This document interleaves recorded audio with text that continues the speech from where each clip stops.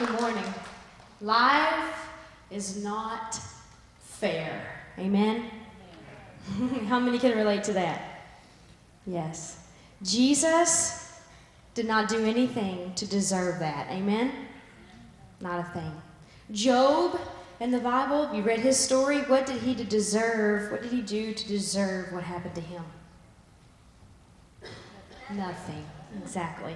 What did the tree do that Todd so graciously chopped off all its branches last week? What did it do to deserve that? Nothing. Exactly. I'm here this week to redeem myself. Yes, because he really gave me a fit last week, didn't he? That I sat in that chair and that swing and just watched him trim that tree and didn't help at all. Well, I'm here to tell you why.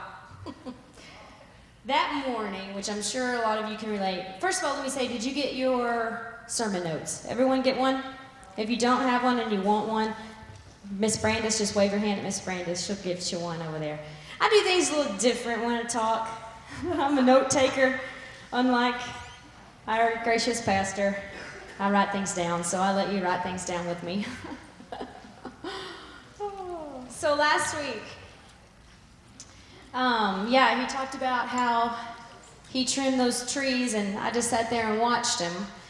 Well, I'm going to tell you why I sat there and watched him. As most of you can probably relate to, life is not fair, amen?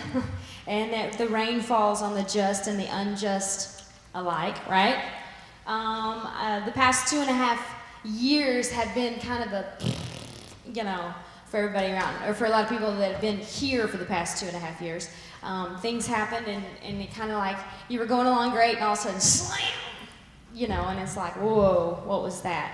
And so it's been like a roller coaster. For anyone else, it's been a roller coaster. I know we were talking with the band last week, or I practiced this past week too, and how you're like, okay, I'm going up this roller coaster. I'm good now. I'm good. I'm here. I can make it. And then you come down, and you're like, man, what just happened? I was here, and now I'm back down again. And it's been this thing for about 2.5 years almost. And that's a long time to be there, because I've not been in that spot for 2.5 years. That's never happened to me. I've been able to stay pretty on top of things. And then that happened, and then you're like, oh, the wind knocked out of your cells. So, anyway, so we've been in this thing going like this, and we get a little momentum, and then we fall back down. And so I got out on that swing that morning because I was like, God, I gotta have a word. I need something from you. I am just flat. I'm down on the bottom of that roller coaster ride again. I'm tired of this. I don't think this will ever quit. Will this depression ever lift off? Will we get through this? And so I was at that position, and I go out early that morning, and I said, this is it. I'm going out, and I'm going to sit in that swing, and I'm going to sit there, and I'm going to watch the grass grow, and you're going to give me a word. Amen. That's how it was. That was my conversation that morning. Well, so I'm out there doing that. I had started this book, and it's called You'll Get Through This by Max Lucado. It is amazing. Amazing. I'm not finished with it yet, but so far, whoa. So anyway, I'm thinking about some of the things I've read in the book, and I'm sitting on that swing. Here comes Todd. And he's out there, he's going to trim this tree, and he knows I can't stand that process. I hate it. The tree looks so beautiful. It's why mess with it? It's great. It's got beautiful green branches all over it. It's strong, it's healthy, and you're going to go out there, tear off all the limbs, and it's going to look like a stick. I can't stand that process. But I'm on the swing that morning, and I'm already asking God to give me something. So when I get like that, I don't know about you guys, but when I get into the spot where I said, I need something, I need it now. I am looking at every single thing for a word. I am listening to music, and I'm listening to every word in the lyrics. Do y'all do that? I see somebody at Walmart, I'm listening to everything they tell me. I'm watching what people do. I'm looking for something. I'm trying to grasp something that God's telling me. It never fails. He always does. He always gives me a word. Well, I was at that place, so I'm in that swing, and I'm watching him, and I'm like, okay, he knows I hate this process, so let's think about this process. So I'm watching this tree. It's beautiful. Big green branches, full of life, steady, going along just great, going into its journey, growing up so pretty, and all of a sudden, takes a branch right out of it. And then it goes around to the other side, takes another one right out of it. And I'm watching these green, healthy, beautiful leaves just fall to the ground. I'm like, this is just awful. By the time he's finished, I look at this tree that once was strong, vibrant, full of green leaves, well on its journey into life, and it's standing there, skinny, weak, like a twig, naked. It just looked horrible, all alone. It was just bad, and all its branches just everywhere. I'm like, okay, God, I'm getting what you're putting down. So I'm listening to what he's telling me.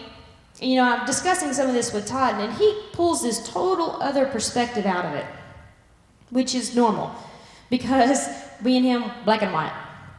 I see something, he sees something else. But I think that's cool that we all come here together, because out of every single song, story, sermon, we all get different perspectives, amen? Totally different. Depends on what's going on in your own life. Well, so I get this totally different perspective, and I'm sitting here, and I'm thinking, God. And by the way, that's why I didn't get out of that swing, because I was listening to God. I wasn't going to go do anything else. I wasn't going to help him. I didn't even supervise at that point. I was just sitting there listening. So I'm sitting there and I'm thinking, God, wow, thinking about my own life and thinking about the lives of my friends, of my family members. And I'm like, wow, that's me. I'm that tree. That's my friend. She's that tree. And we have all these great things in our lives, and all of a sudden somebody comes up and just rips it out of my life. Why? All of a sudden, somebody just came up and ripped Chris out of our lives. What's with that? And then I think, everything starts getting better. A year goes by, the tree starts looking pretty again, and what happens? Somebody comes up, rips yet another thing out of your life. Rip my dad right out of my life. I'm like, what is that? Can you relate to this? You start getting going, you start looking good, things are going the up and up, bam, something else happens. Another thing is ripped out of our lives. And I'm like, it's not fair. None of that's fair. And so in this book that I had been reading, it mentions the life of Joseph. I thought, okay, I'm going to now, this is all on the same day, I'm going to go pull up the book of Joseph, and I'm going to read his whole story. And I've read it when you're kids. You all know the story. So I thought, I'm going to go read the whole thing, though. I hadn't read it in a long time. Wow. I encourage you to go read Joseph's full story. It's beautiful, just beautiful. And God really spoke to me and made me see a lot of things in my life. I can compare a lot of things to his life and find a lot of meaning in it. So I encourage you to go read the book of Joseph, read the book of Job as well, and you can get a lot of perspective. But anyway, so I'm relating myself to those trees and how my life was getting good, getting back to normal. My friend's life was getting back to normal, or as normal it could be. And then another branch is ripped out of the tree a year later, and so on and so on. This process seems to continue. And even with the trees, as they grow older, and they do get full of shade and big because they're pruned when they're younger, then you have the thread of mistletoe. If mistletoe gets in your tree, it kills it. So it's still, you gotta watch that tree. Things still happen to that tree as it grows older and older. So I'm looking, and I'm seeing how we get left weak, lonely, skinny, sad, alone, just like that tree. It happens to us over and over again. And I think, man, we did nothing to deserve this. Sometimes we do, but a lot of times you do nothing to deserve what happens to you. It just, life happens to you. And it leaves you feeling like there's no possible way I can get through this. You're just standing like that tree, just standing there. I can't do this, I can't get through this, I can't lift this depression, I can't get back on top, and I'm tired of it, and I don't know what else to do. So I'm reading Joseph's story. It's very similar. He's a kid. He's got it all together. His dad's favorite gives him the coat. He has dreams from God. Everything's going his way. His brothers get jealous. I don't know if all of you know this story, but they go and throw him in a well, in a pit, in a well, because they want to kill him. And I think about Jacob, his dad, and I'm like, man, you know, it wasn't his fault either. They came and took his son right out of his life, made him think that he had died. They put him in this well, they sell him, because somebody comes by, one of the brothers feels bad or whatever, and so they end up selling him. So he goes off to this foreign land he's never been. He doesn't know the language. He's a kid. He's scared. He's alone. He's weak in this whole other country, and he gets bought. And he goes to Potiphar's house, and the Lord is with him. I don't know if you've seen that the Lord is with him, and he grew strong and trustworthy, and ends up being put in control of all of Potiphar's place in the Pharaoh's land. So it's good. Things look like it's turning up. It's going good. Genesis 39 said the Lord was with Joseph, and he was a successful man. He was in the house of his master, the Egyptian. But you would think that after all that stuff happened to him, wasn't his fault at all, you'd think the next chapter might be depression, anger, addiction, all these things. Very easily, right? Very easily could he said, you know what? I serve God, and now I'm here in this country, and I don't know anyone. I quit.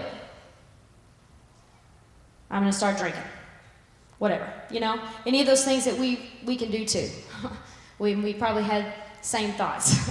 I know a lot of people go through this, and the outcome is not as pretty, but he doesn't do that. He stays true to God. He honors God. He serves God while he's there, and gets put in control of all these things. Now,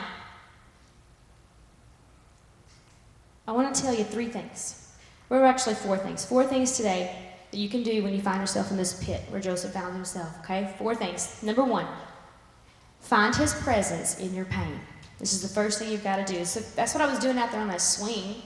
I've got to find you. I need you. I need you to tell me something. I'm not moving here until you give me a word. I'm going to stay in this swing all day if I have to. Find his presence when you're in his pain. Make this your passion. Think of your own Joseph story. Think of where you're at right now, and I want you to find Jesus in it. I want you to say, I'm not moving until you give me something, and he will. Resist the urge to run. Resist the urge to harden your heart, because that's the first thing you want to do, become a rock. Harden your heart, harden your emotions, run from God, resist God, blame God. That's what you want to do. I've done all these things, I know, but I want you to either choose to be a rock or a sponge. And a rock is hard, and there's no healing in a hard heart. Amen? So choose to be a sponge, soak up all the presence of God that you can when you're in this time. Joseph found himself in a lot of pain. Job found himself in a lot of pain. His entire family torn from his life. And he also felt like he lost God in all of it. I want to read this verse with you. It's so good. Job 23:8-9 says, but if I go to the east, he's not there. If I go to the west, I do not find him. When he is at work in the north, I do not see him. When he turns to the south, I catch no glimpse of him.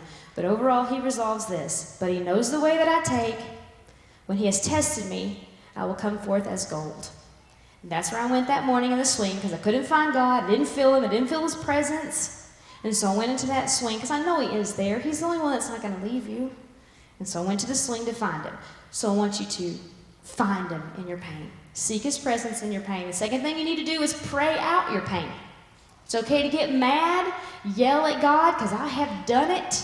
Brandis, have you done it? Yeah. Brandis has done it. We have all done it. You get mad and you scream. In fact, the book of Ecclesiastes, just a big old screaming match with God. If you've ever read it. Lamentations, big prayer journal right there. Mad at God. Wrote it all down. These are in the Bible because these are examples. We're not the only people that go through this stuff. It's okay to get mad. Even Jesus himself got mad at God, got upset, questioned.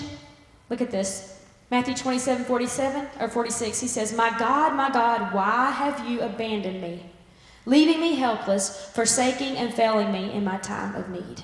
Even Jesus questioned. So it's okay. Let your pain flow out through your pen. Write it all down. Because everyone struggles with the same stuff. And I know I went through a long period of time where I chose not to pray. That's why I'm telling you this is not a good idea. The reason I chose not to pray is because I didn't believe in it anymore. Some of you may have been there. I'm like, I don't even know if this is real or not because... Yeah, I'm not going to cry. Because everybody prayed. And they were not answered. Excuse me. Sorry. That's right. So I stopped praying. Have anybody ever been in that? I quit. It's like, I don't believe that you're even there because everybody prayed and you didn't answer. So that stopped communication, because prayer is communication with God. It's not just, I pray for what I need or pray for what I want. It's talking. It's communicating with God. Well, I stopped all communication with God. What happens if you stop all communication with your spouse? I'm not going to talk to him anymore. Or your kid, I'm not going to talk anymore. Things get bad. You don't know the person anymore. You don't know what they're thinking. Things get bad when you don't communicate. So I encourage you, do not stop praying. I don't care if you don't think it works, because I was there too. I didn't think it works. But you know what I clung to? The fact that Jesus prayed. And he said, this is how you pray. He even told us to pray. So you know what? It must work. And I'm going to cling to that piece of faith. Even when I don't see it, even when I don't know if it's for real, I'm going to do it anyway. Pray out your pain. Number 3, cling to God's people in your pain. Avoid the urge to run. The urge to run away and hide and be a hermit. Avoid that. Avoid the urge to escape to Mexico or Spokane, Washington. You need God's people to help you get through this. Max Lucado tells a story in his book of his wife who had a bout of depression. She didn't want to go to church because everybody thinks the pastor's wife should have it all together. They should bite bullets. They should, not ever frown, whatever. They should have it all together. And the pastor should too. And the band should too. And all the teachers, y'all should have it all together. I'm going to tell you right now, we're normal people. We're just like you. From actresses, movie stars, to waitresses, to everybody sitting here, we're all the same. We all deal with the same fears. Amen? Well, she said, what she did is she decided, okay, fine, I'm going to go to church. And every person that says, hi, how are you? She's going to say, I'm not well. I'm depressed. Will you pray for me? Can you imagine if I came in and told every one of you that? So this is what she did. So every person, oh my goodness, I'm so sorry. Well, and they pray right then and there. This goes on all morning, she said. By the time that she was done, she had enlisted a whole bunch of prayer warriors to pray for her, pray with her.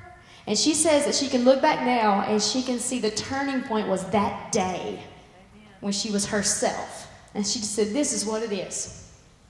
And so everybody prayed with her. And I think that's beautiful. You need God's people. Do you know He gifts every one of us with special gifts for each other? Some have gifts of healing. Some have gifts of prayer. There's a lot of different gifts. And you need to come. Don't run. Resist the urge to run. Come and stay with these people. And I think of Moses. This is a beautiful story of Moses. Whenever his people were in the battle, he went up on top of the hill to pray over this battle. And as long as his arms were raised up in, holy hands as you pray, remember we talked about that? As long as his arms were raised and he was praying, his people were winning. But when he got tired and dropped his arms, he noticed the people started losing. So this is what it says. Exodus 17:11. Whenever Moses held up his hand, Israel prevailed. And whenever he lowered his hand, Amalek prevailed. But Moses' hands grew weary. So they took a stone and they put it under him, and he sat on it, while Aaron and Hur held up his hands, one on one side, one on the other. So his hands were steady until the going down of the sun. The Israelites prevailed that day because Moses prayed. But Moses prevailed that day because of Aaron and Hur on his sides praying with him. Amen? We need to be here. We need to be together. We need help whenever we cannot do it by ourselves. The last thing I'm going to leave you with today, number 4, look for purpose in your pain. You are not going to find it in the beginning. In fact, Joseph took maybe a little over 30 years to find any purpose in his pain. But I want you to look for it. As I sat out on that swing and I watched that tree be torn apart, and I'm hearing God say, this is you. You're doing nothing, and these things keep getting torn off, and I'm like, why? And it's like sometimes there just is no why. And then I'm realizing 2.5 years later, removed from it, I'm like, wow, I totally see, God. You needed to build some character in me in this area. You need to see how much staying power I had over here in this area. There was a lot of different things that He had to show me, that there was actually purpose in all this pain. And it wasn't really about me. It was about other people. And Joseph, too, came full circle. I'm going to give you the lowdown, the short version of his story. He gets to Egypt. He gets put in charge of Pharaoh's place. Everything's going great. Then Potiphar's wife notices him because he's been put in charge. He's a young, handsome-looking man. And so she is trying to throw herself on him, and he keeps saying no. He's going to honor God. He's going to honor his master. No, not doing that. Three times she tries this. Third time she gets mad, rips his coat, keeps it as he runs out the door. That's a great lesson right there. Run. Just run if anything like that happens. But he runs out the door. She keeps the coat. She tells Potiphar he tried to seduce her. He did nothing but honor God and honor Potiphar. And then this lady goes and says that. Well, to prison he goes. For 2 years he gets thrown in prison for doing nothing. And he even says in there, he says, I didn't do anything. Why am I here? All I did was choose to honor God. Do you ever feel like that? I just did the right thing. And now I'm in jail. Now I'm hurting over this. So he goes in jail. Well, again, he didn't choose the low road. He didn't choose to just say, forget it. I quit. I'm going drinking. He didn't choose that. Prison couldn't keep him down. He becomes a helper in the prison. He gets put in charge of the prison, like a trustee would be. Gets in charge of the prison. And even in all this, he didn't lose his compassion for other people either. You know how you get hard-hearted and you have no compassion for anyone else? Like, you don't know what happened to me. I don't care about your little toenail.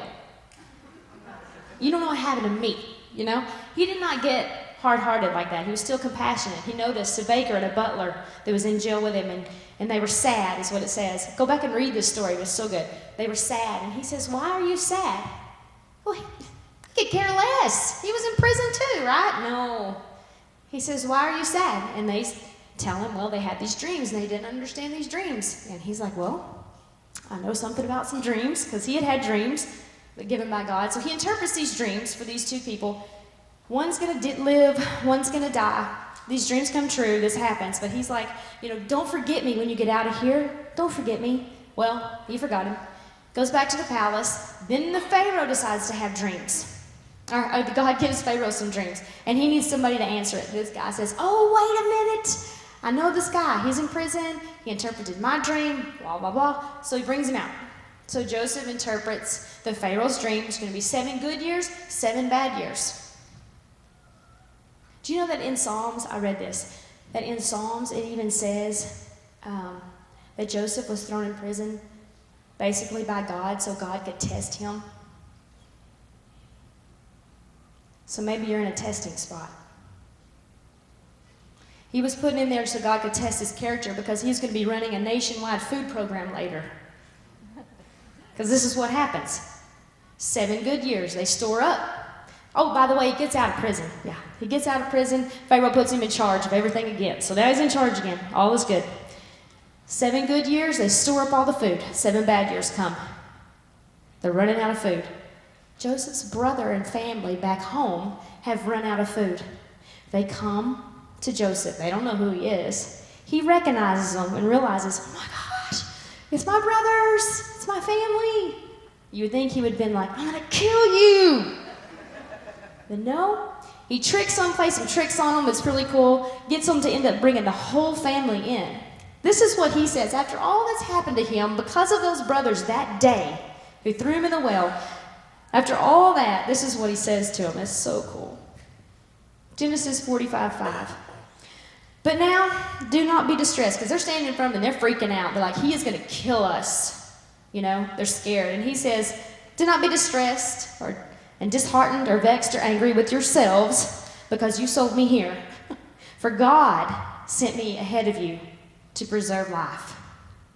On down it says, God sent me before you to preserve for you posterity and to continue a remnant on earth to save your lives by a great escape and save for you many survivors. So no, it was not you who sent me here, but God. And he has made me a father to Pharaoh and lord of all his house and ruler over all the land of Egypt. Genesis 50, he says, as for you, you thought evil against me, but God meant it for good, to bring about that many people should be kept alive as they are this day.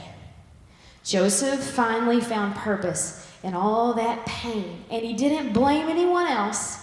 He didn't get mad at his brothers, but he found all the purpose right there. God had saved a whole nation of people through Joseph because he threw him in that pit that day. And he chose to believe, you know what? It's okay. There was purpose in it. I'll take it. I'll do it. And Jesus, he found purpose in what he did. He died for us and he didn't do anything wrong. But there was a purpose in his pain. Amen? God gave his one and only son to be murdered for us. But there was purpose in that pain. So I invite you to just wait it out. Cling to God's people. Pray it out, write it out, and look for that purpose that you'll find.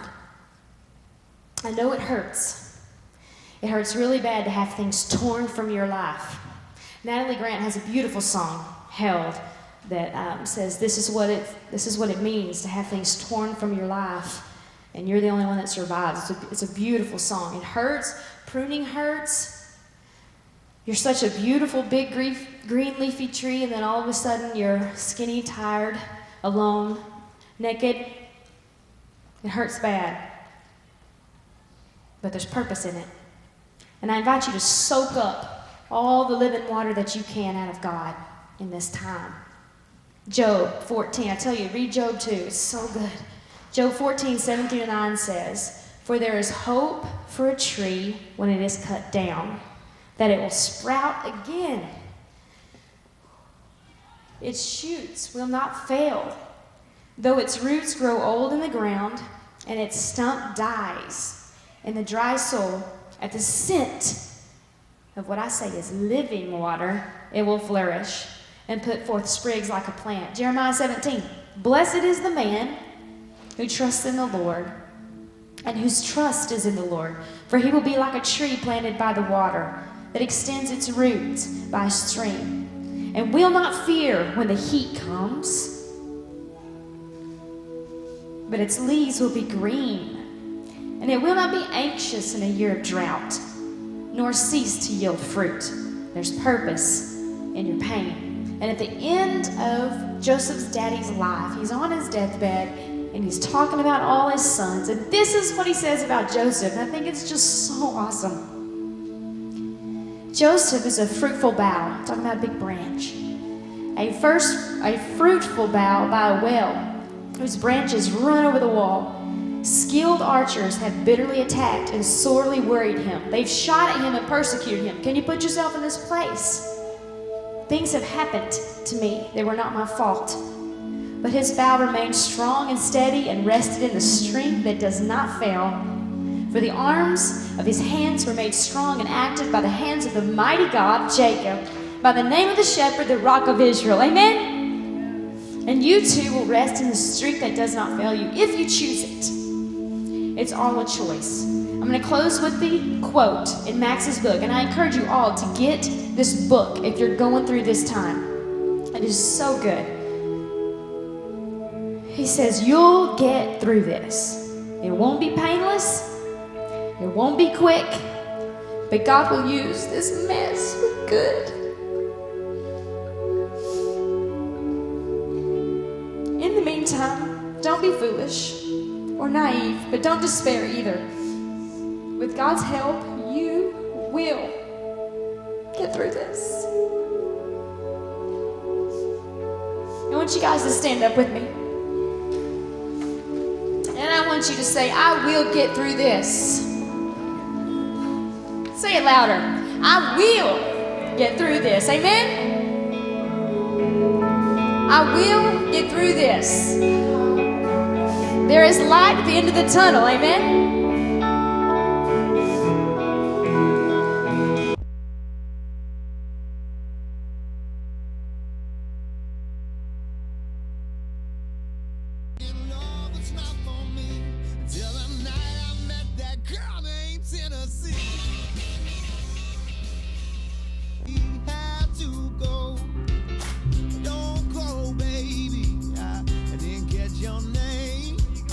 She said, "Don't."